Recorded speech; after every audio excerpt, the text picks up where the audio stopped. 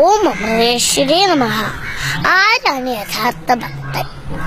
അധ്വേഷ്ടാ സർവഭൂതാനാം മൈത്രകരുണ ഏവ ച നിർമ്മമോ നിരഹങ്കാരഃ സമദുഃഖ സുഖക്ഷമി സന്തുഷ്ട സതതം യോഗി ഏതാത്മാ ദൃഢനിശ്ചയഃ മയ്യർപ്പിതമനോ ബുദ്ധിർ യോ മദ്ഭക്തസമേ പ്രിയ.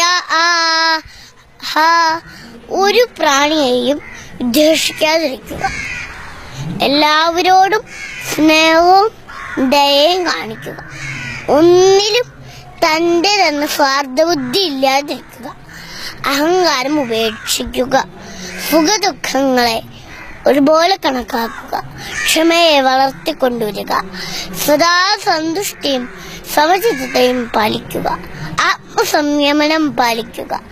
സ്ഥിരനിശ്ചയനായി ഭഗവാനിൽ മനസ്സും ബുദ്ധിയും ചെലുത്തി ഭഗവാനെ ഭജിക്കുന്നവൻ ആരാണോ ഭഗവാൻ അത്യന്തം ഇഷ്ടപ്പെട്ടവനാകുന്നു. കുരുക്ഷേത്ര യുദ്ധത്തിൽ അർജുനൻ വിഷാദത്തോടെ തളർന്നിരുന്നു. അതുവരെ കേവലം ഒരു തോഴനായി മാത്രമാണ് അർജുനൻ ഭഗവാനെ കണ്ടിരുന്നത്. എല്ലാം മറന്ന് ശരണാഗതിയോടെ യഥാർത്ഥ ഭക്തനായപ്പോൾ ഭഗവാൻ വിഷയോപദർശനം നൽകി അനുഗ്രഹിച്ചു. പാർത്ഥസാരഥിയായി.